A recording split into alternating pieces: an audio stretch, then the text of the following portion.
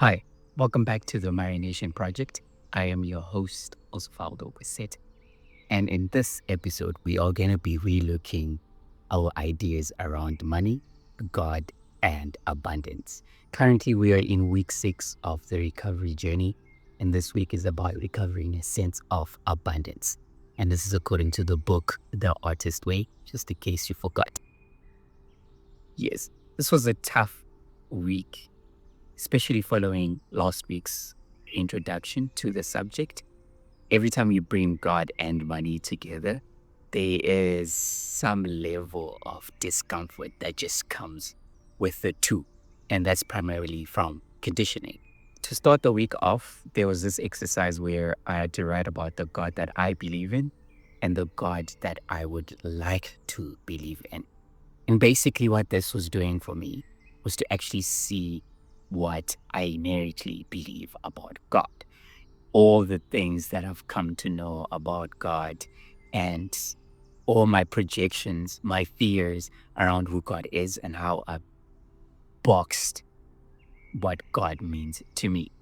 And I'd like to start off by saying my experience with God has been very diverse. And I'm happy about that, in that I have been amongst so many different cultures, so many different thought forms. I've prayed with different people, different groups. I've been around agnostics. I've been around atheists. I've been around African traditionalists. I've been around the Pentecostal people. So many denominations that the more I started to engage and view these different cultures and belief systems, the more I started to question my own idea of what God is.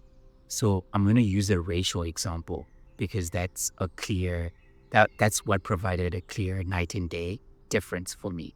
So when I grew up African in an African home, our idea of God is this being that's going to save us from all this suffering. And suffering becomes a strong virtue, that to have a lot is seen with this eye of that is evil. The downside of it, or rather the effects of it, was a sort of like a laziness towards chasing your own dreams and desires. Yes, hard work is a virtue, but only when it's in suffering. You can't do hard work when it's paying off and you feel good about it, right? That's kind of like the God and the thought pattern around that God that I grew up with.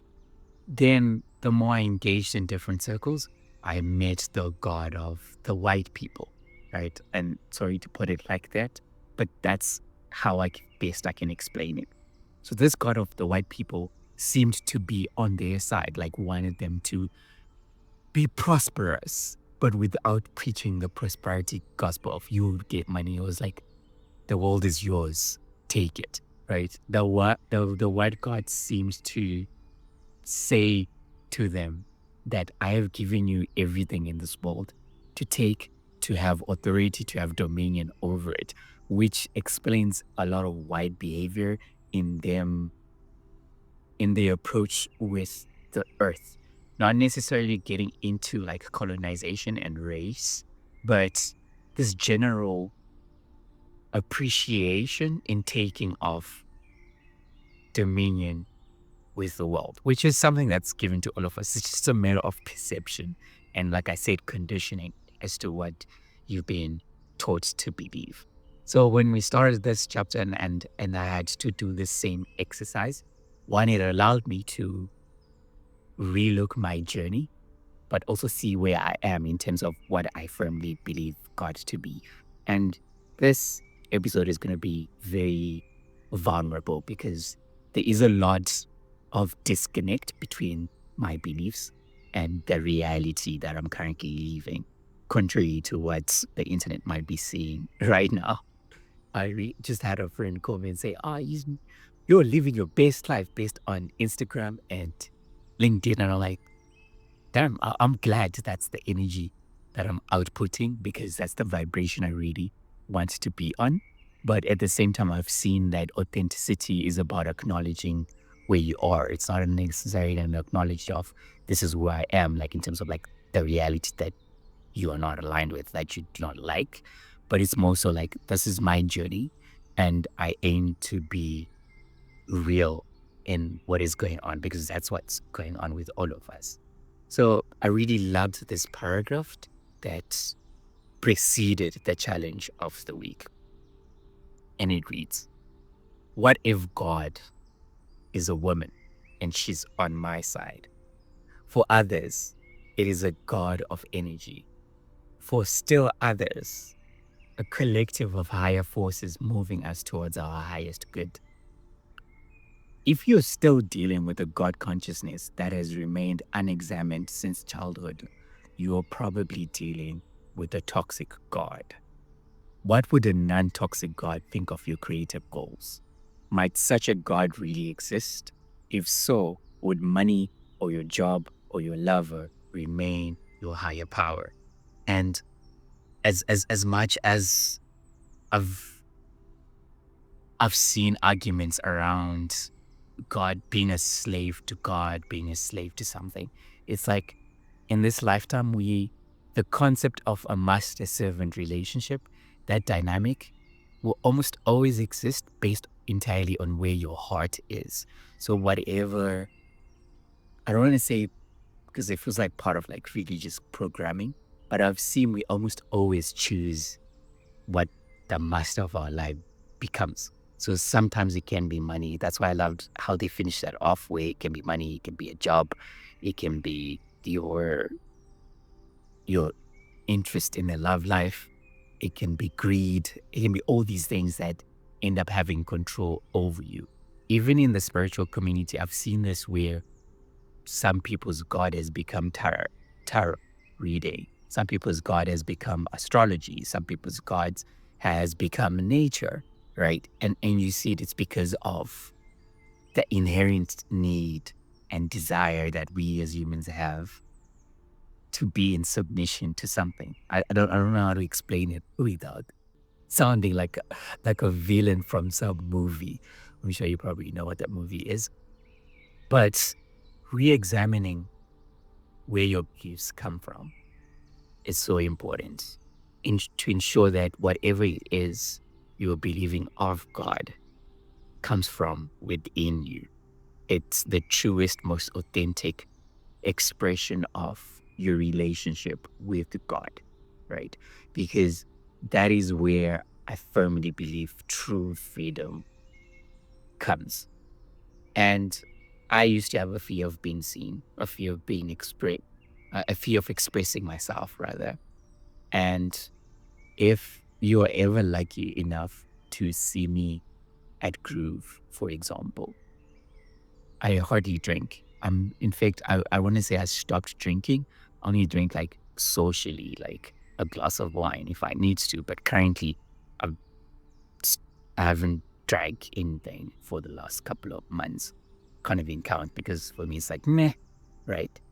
But when you see me at Groove, most people think I'm actually drunk or I am on some crazy hectic substance because I've become so free with and in myself that expressing that freedom is so open and so comfortable within me that it looks like I need a substance. Butchered that.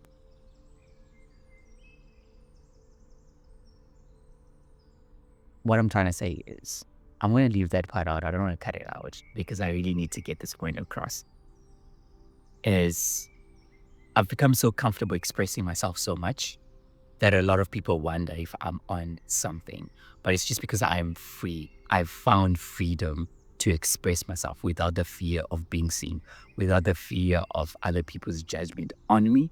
And believe me, there are so much projections as to why this person is free to do themselves, to dance like no one is watching when we are all watching. Even some people I've seen, they feel disrespected by it. And I'm like, why? We're here to dance, so let's dance, you know. So that dynamic has been the biggest W in my life because now me and God are on this new different paradigm where it's a free, open relationship where I am called to be authentic, where I'm called to be who I am in the grand I am of everything, and there's so much beauty in that. And the more I'm learning about co-creating with the creator, the more I'm becoming free in allowing life to flow and allowing me to take part in this flow of life and nature and then seeing things from a different perspective. So it's made the subject of God and money and abundance very easier to digest for me. Easier doesn't necessarily mean easy. It's made it so much easier. I can dive into it now from a better perspective, fully understanding that we are here for joyful expansion. It would make God, the divine, the universe, very sadistic to create us on this small planet just to suffer. Like, that's, oof. Oh, yeah, no, thank you. Yeah, it's hard. It's hard. So part of this conditioning also was when I look at choosing my career, for example, being in the creative space was something that took me long to embrace it as a career, right? Because growing up in an African home, we equate hard work. Growing up in an African home, we equate hard work with virtue. We think the more difficult something is to achieve, the more virtuous that job is. So I remember having family members, people like elders frown upon the idea of doing anything creative for a living. The idea of a job is it's supposed to weigh you down and not even creative living. I remember when like the fourth industrial revolution started becoming more mainstream and my first job was in an office space, right? Sitting in a computer. And I remember like just being in my circles with my uncles. They would highlight how, oh, you guys, you just sit on a computer all day. You don't understand work. And I'm like, wait, why are you projecting that onto me? Right? Because the virtue is if I am doing the hard work with my hands and I come back tired, that's work.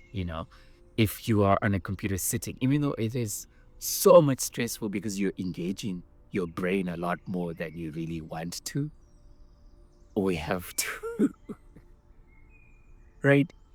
They don't see that aspect because they haven't experienced that yet.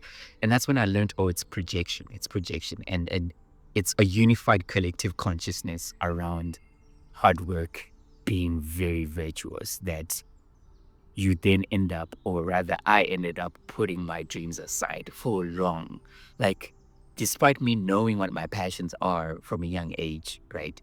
I put those desires away for so long because in my head, it's like you have to focus on what's going to make you money. You have to focus on hard work. And I hated work. A part of me is lazy. Like when it comes to manual labor, I'll be honest with you. I am so lazy when it comes to that. I remember my grand had a farm, or rather a garden over the mountain. So every weekend we'd have to go over the mountains to go help her do farming. Oh my God, I hated it. And I was the child that when planting seeds, I'd squat down and do it one by one. And they would all laugh at me and be like, why?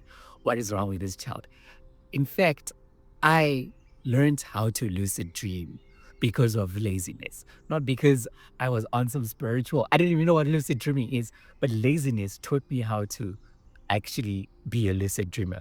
Because if when and this is how, if I'm in a dream and suddenly someone gives me work inside that dream, like I remember this what I was a child and I remember this dream vividly. I dreamt of, I think it was my grand. And she was like, "Oh, you need to carry this water." And it was like a big bucket. And I had to like carry it on top of my head and go across. It was the same garden actually. And go like irrigate the garden. Yo, my mind didn't sit well with that, bro. Like I was like, in my dreams, you're also going to give me work. No, it's chai. I want to leave this dream now. And I would force myself. I would become conscious in the dream that I do not want to do this. And I was like, no, I don't have to stick around for this.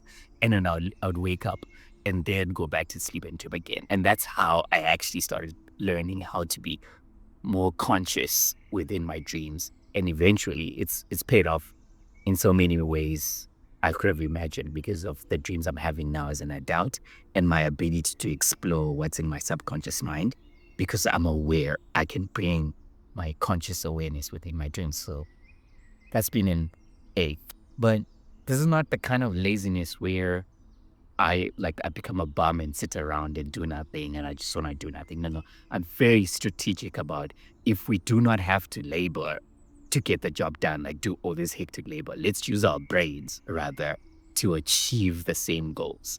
Let's use our creativity to make whatever processes it is, no matter how tedious it is, to make it smooth sailing. That's why also even at work, in my web design artistic job, right? I am so good at creating automated systems.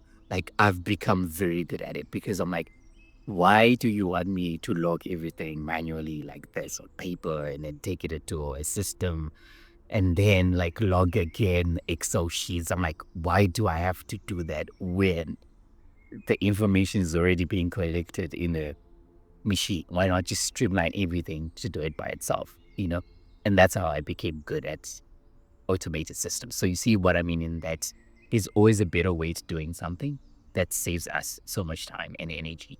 And I know that's also a dangerous level of thinking, considering how many jobs are being replaced because of that thought pattern. So it doesn't always work great for everybody. But for me, I definitely know, yeah, I'm not, if there's a way to make the process smooth sailing, I will take it. All right. So going back to the main topic, um, because of this conditioning, it then made me put away all these creative dreams in order to please others. In fact, even when it came to God, like for me, when I remember praying for a job, right? I wouldn't pray for the desires of my heart, for things that are aligned with my path. I'd only pray for a job that allowed me to provide, never thinking that my talents that are obviously from God because God is the creator, right? I would never think that my talents are useful in that regard to be paid for when it came to work, right? So then that became a limiting belief in and of itself. And even now, that's why I'm taking this journey to recover those aspects of that were lost along the way, aspects of myself that were lost along the way that are creative, my creative tastes in terms of what I want to do and call that work and justify and be comfortable in that being what I earn from, you know. I even recall during my time as a DJ, right? I turned down receiving pay because for me, I felt a certain level of guilt that I shouldn't be paid for this service that I'm curating and for people to enjoy. And it's funny because I got to be around DJs that did the bare minimum. Like when I prepared for a show, I prepared for a show. It would take me 2 weeks, like to make sure I studied everything about the venue, about the kind of people that are coming through, curated a good playlist, all the things that other DJs do not even care about, bro. Like, and they were getting paid, like paid money, right? So it was just interesting to have that dynamic within myself. Is the dog, gang, gang. So the more I ventured into this journey, the more I then realized that it's so important to discover and do what nourishes my soul. And I'm slowly now coming to rediscovering those aspects of myself. What is it that I can just wake up and I want to keep doing and doing and be of service to humanity within that? And I've seen myself turn down projects even where I'm like, I'm not aligned with this. I don't feel like doing this. And I'll turn it down because now money is no longer a prison. I'm not coming from a place of desperation because now I understand there's enough for everyone to go around. The fact that I can say no to a project means that there's another project that's more aligned for me that's coming my way, and I'd rather work with that project. And I'm still working on it because also, like, you do need to survive, but I do not want to be in survival mode. I shouldn't be because, again, when I think about God, money, and abundance, is this reassurance that there is enough for everybody to go around. It's about me taking the journey to discover what exactly is mine, what is my path, and knowing that my path will fully nourish me. So, your path, if you are aligned in it, you should trust and believe that that's the path that is going to nourish and fulfill you to the fullest. That's the path you should be working actively to manifest in your life. And manifestation is you walking, choosing, allowing yourself to flow with that within that path. I used to be irked by the manifestation crowd, right? Like I hear manifestation like, oof, because I didn't understand what it was. Manifestation is just you allowing yourself to walk and align with the path that is yours, the path of your desires to say, hey, I desire, this is the manifestation. I desire driving a Mercedes Benz, right? Manifestation now is you allowing yourself to one, become the kind of person that drives a Mercedes Benz, for you to allowing yourself to be aligned with the path that is going to lead you to the Mercedes Benz. Because I can tell you now, the Mercedes Benz is already there. Go to a Mercedes Benz dealership. You will find the car there. But what is it that you need to do and allow yourself to experience, to walk in order to align yourself with the Mercedes Benz? I'm talking because I want a Mercedes Benz. It's not even a want, like a strong desire. And I know I have it. I know it's there. I know I'm going to drive it, right? It's going to happen. Like it's inevitable because that's the path I've now allowed myself to walk towards. And that path, will, you can choose the path of least resistance, which is you submitting to the flow of life. Or you can choose the experience of the hardships that come with effing around and finding out. Like you'll be like, oh, this, I've tried this. Nah, this is not for me. Bounce. And life dribbles you a little bit and you grow and it refines you to become a person that can drive a Mercedes Benz. That's kind of like now up to you in terms of what you allow on a vibrational level. And as soon as I grasp this concept, like manifestation is becoming more and more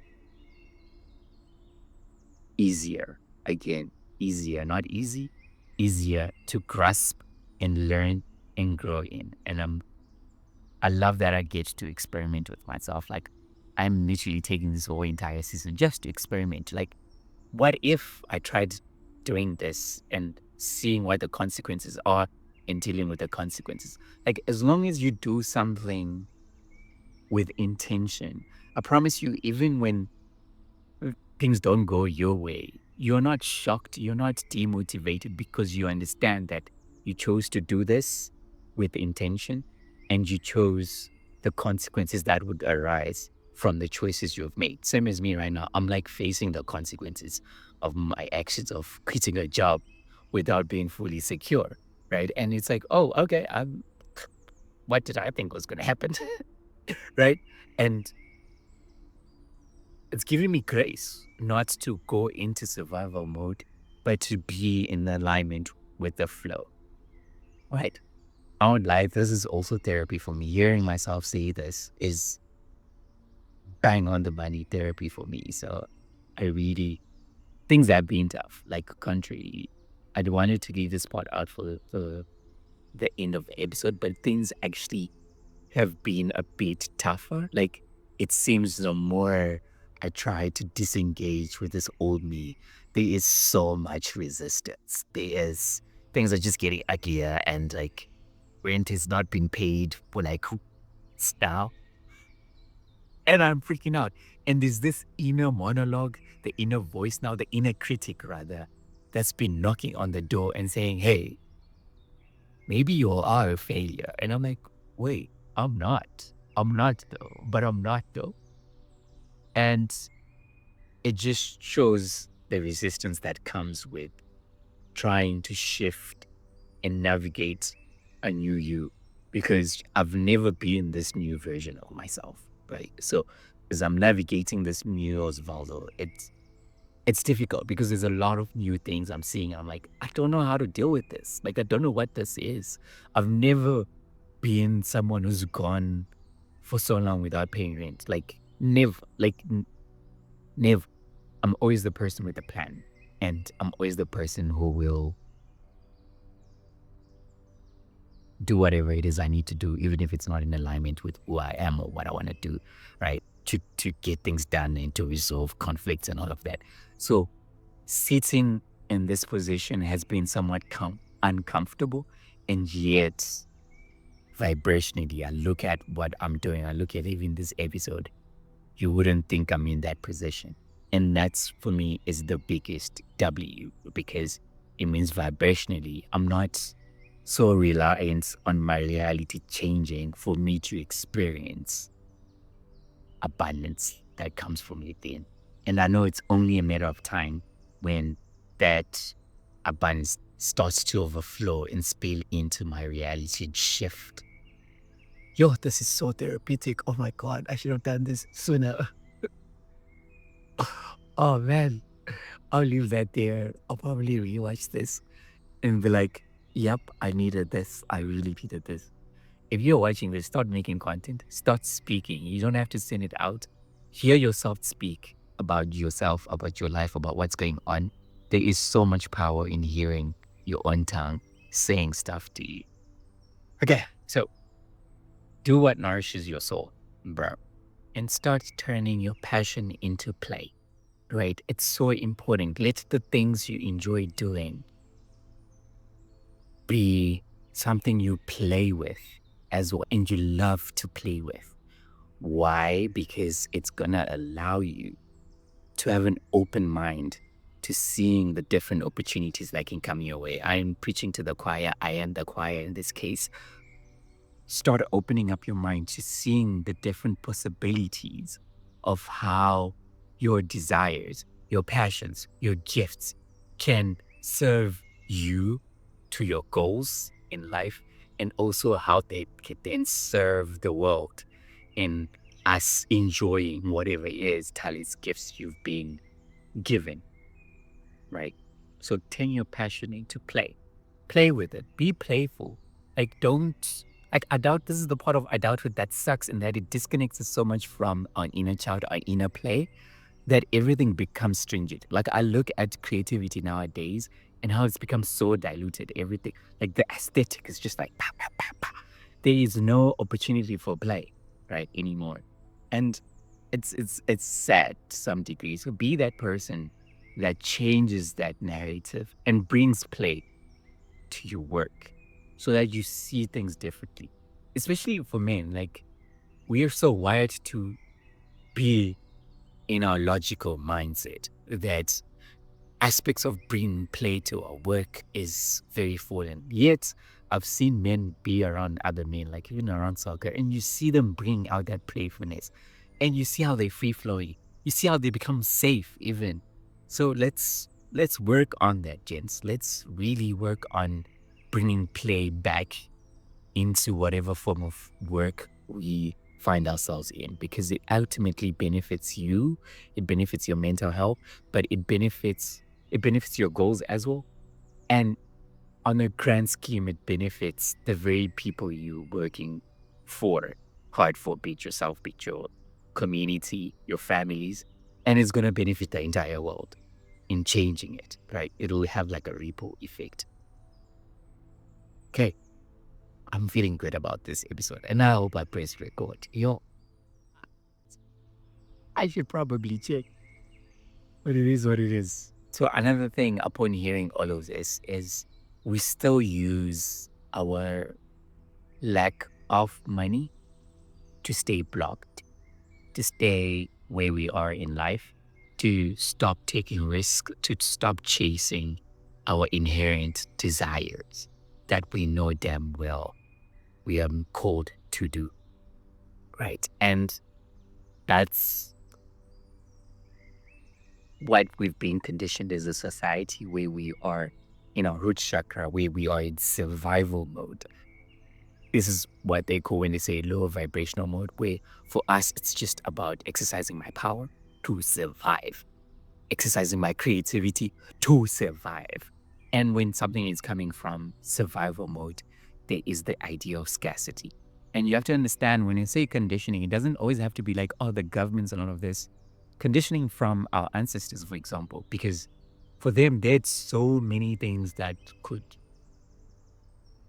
kill them. So they had to be in survival mode. Like you go out, there's a chance that you could meet a lion and that lion would eat you. So the cost of you, for example, climbing up a tree and getting a fruit would be death, like potential death. Like we could meet a lion along the way and the lion decides, well, I'm going to chow you first. Right. So everything had to be exercised with caution. But things have changed. Things are actively changing. Right. We are in periods where if we choose to do so, if we choose to neglect all the different negative voices that tell us, no, you have to stay grounded. Like if you choose to look at your reality, right, and neglect that and say, but wait, what is it that I want? There is abundance waiting for all of us. There is money that's there for everyone. Like the banks are always printing more money, bro. Like it's always going to be there, right? And I know it's more complex than that. Surely enough, it is. But that shouldn't limit you because if someone else can work and become a millionaire from making music, surely, whatever desire that it is you want, it can happen for you. People are making money from streaming, genuinely just sitting there and showing people, like showing themselves playing games for other people, and they still make millions. Surely there is a place for your desire. There's a place for my desire to flourish and to be received, and for us to experience abundance from that as well. So shift from that mentality. I'm also preaching to the choir. Let's shift from that and start embracing the God of abundance, the God of wanting, rather the God that wants to see all of us flourish, right? The God that believes it's enough for everyone to go around, and that God is you. Be that God as well. And don't be triggered by me saying this because you are. The Bible even says so, like the Christian Bible says that about. Different modalities have confirmed this for us. So live your truth to the fullest, unapologetically, and find it before you just decide, oh, this is my truth. Ask yourself, have I really found what my truth is, or is this truth based off of conditioning? Because if it is, it's flawed. And if it's flawed, it's going to be harmful because it's inauthentic as well. So keep that in mind and relook everything you've come to know about God. Everything that's not it in the process. Right? See how like I'm struggling to finish this episode because it's so nice. So the last question I prepared for myself to be vulnerable is, what's stopping me? And I ask yourself as well, is what's stopping me from having money? And I wrote this down. I didn't even think about it because I was like, I want to see what's the first thing that comes to my mind. And the first thing that comes to my mind is my inherited belief that I don't deserve to be paid 30,000, 50,000 for my work, for the work that I produce. I don't deserve. And it's not a deserving issue. It's more so I don't believe that people should pay that much for that particular service. And yet, when I see the amount of work and attention to detail I put into my work, right, I'm like, yo, I really do care more than what some of my clients do. I really want to leave the web design industry. I'm good at it, no doubt, but I know I came into it due to survival mode. Like I was like, what can I use in my skills to help me survive? And I definitely know that I'm called for so much greater. But even in those things that I'm called for, there is this foundation of I don't believe that people will pay X amounts for that service I want to provide, for the products I want to release, right? And that's why I'm where I am and I need to work on it. And I will, because I am. So thank you so much for tuning in. I think this is the first time I'll say to all of you that have been like tuning in, to subscribe, show your boy some love, so this journey doesn't feel too alone. Um, but other than that, I hope you are finding value in me sharing my journey. And I wish you all the best in your journey in discovering who you truly are. Thanks for tuning in. Cheers.